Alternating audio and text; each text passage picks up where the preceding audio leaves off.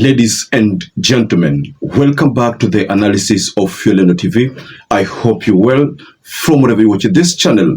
Governor Mutahi KAHIGA earlier today surfaced with a message of apology to the RAILA family. He again followed that statement with a resignation from the post of the Vice Chair of COG. In noting the huge public interest that this issue has generated, I am taking responsibility of the real and perceived meaning of my remarks, and as a result, therefore, I have decided that with immediate effect, I am going to step down as the Vice Chair of the Council of Governors. But again, Council of Governors unanimously decided to remove Mutahi KAHIGA from the post of the Vice Chair of COG. Now, it was a calculated move by the governor to pretend as if he himself voluntarily resigned from that position, whereas it was obvious that the members of the Council of Governors were unanimously going to remove him after he made so many disturbing comments. Now, this issue of Governor KAHIGA, I'd like us to look at it extensively because there are people who've discussed about it. There are members from NYERI who have disowned the statements from Mutahi KAHIGA. Mutahi KAHIGA, ninasema haikutufurahisha kamwe. Sisi wenyewe ilituuma kama kidoda. Juu kama ilivyo desturi na mila za Wakikuyu, mtu kama ameaga dunia hatumtaji tena, na kwanza akiwa amezikwa, hiyo maneno tunaachana nayo. Tena sisi kiongozi kama Raila Odinga ni kiongozi tuko tunaheshimu sana. Kwa hivyo ile Mutahi KAHIGA gavana wetu alitoa ilikuwa maoni yake mwenyewe. And we have the signature and the blessings of the women rep. We want to condemn the utterances of Governor Mutahi KAHIGA. Governor KAHIGA, your utterances, and this is not the first time. We remember that when during the campaigns, when the Right Honorable Raila Odinga came to visit NYERI at Kafiroine, you told him you don't want history. Now, if you go to other comments from the same place, NYERI County, Mutahi KAHIGA, who is a CS working under William Ruto's government, also decided to weigh in on this issue.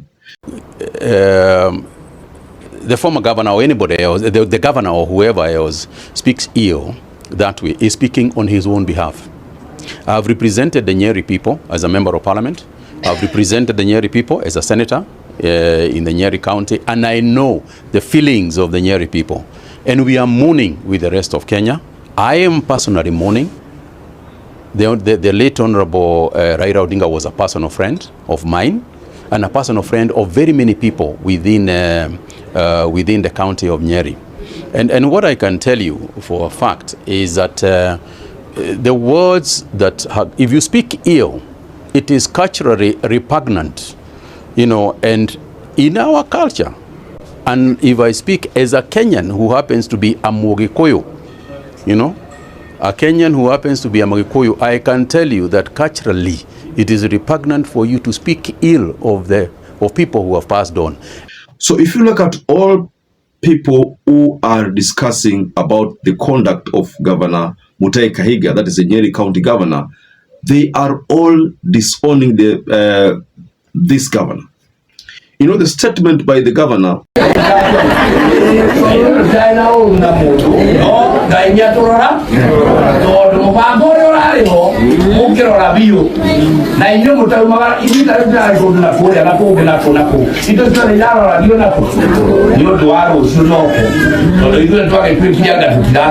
You know, ODM interpreted that statement as a message being delivered on behalf of Rigathi Gachagua. Now, we can't confirm whether Rigathi Gachagua is the one who sent Mutahi KAHIGA, but ODM people gave a statement, and according to Governor Gladys Wanga, she talked about a plot, a meeting that came with a resolution that Mutahi KAHIGA should deliver the statement which he delivered.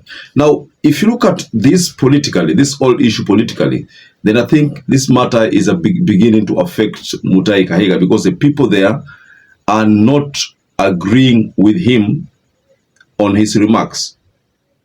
I'm looking at a possibility whereby the locals will not want to vote for Mutahi Kahiga because they don't want to be seen as if they are a part and parcel of his recklessness.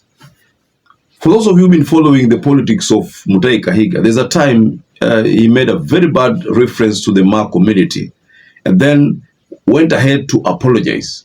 So he has a tendency of making some very derogatory remarks and then apologizing. Nataka kuzungumzia kuhusu matamshi ambayo yalikuwa jana katika mazishi kule Laikipia. Matamshi ambapo yalizungumzwa kwa lugha ya Kikuyu na nimefahamishwa kwamba yale maneno yamekuwa ya kuwakera watu wa kutoka jamii ya Maa. Ningetaka siku ya leo mwanzo ni waambie pole kama pengine kuna mtu yeyote ambaye mambo yale yalimudhi kwa sababu ama matamshi yale, kwa sababu kulingana nasi hatukukusudia kwa njia yoyote ile kumkera, kumkasirisha, kumkashifu mtu yeyote. So even this case of Raila Amolo Odinga's comment, he made those comments knowing very well that he was sending a very bad message, and then he later on apologized. So this tactic is why Mutahi Kagwe is saying it's a very, very bad habit of the governor to always make some very disturbing comments and then apologize. But this time round, I think the governor amepatikana. I am not seeing a possibility where the family is going to allow Mutahi Kahiga. Ati Mutahi Kahiga atoke, just like the way Uhuru Kenyatta left Ishaweri, went back to Bondo to pay again his last respect privately. Ati Mutahi Kahiga pia afanye hivyo, just like what we saw with Pastor Ezekiel, because Pastor Ezekiel also decided to go to Raila Amolo Odinga's grave to pay his last respect. What happened is that Pastor Ezekiel decided to go back there to pay his respect. So picture this. Ati Mutahi Kahiga pia ameenda Bondo. How is that going to be possible? I am not seeing the family of Raila Amolo Odinga welcoming Mutahi Kahiga, especially after what ODM said. ODM gave a statement, a firm stand about the governor, na wakasema kwamba there is going to be no cooperation with anyone allied to Rigathi Gachagua. So they were merely sending a statement to Rigathi Gachagua because they believe that Rigathi is the one who sent Mutahi Kahiga. So do you also believe that it could be possible that Mutahi Kahiga was delivering a message on behalf of someone? Because you remember, ever since Raila Amolo Odinga died, Rigathi Gachagua has not been very active politically. He only delivered one statement on X, and it was a condolence message. And in that condolence message, Rigathi Gachagua shared a photo of him, Raila, Ida, and Pastor Dorcas, when Raila had been unveiled as a AUC candidate, chair candidate. So back then, Rigathi was seen with Raila, and they were the kind of bromance that was experienced there, one would easily adore.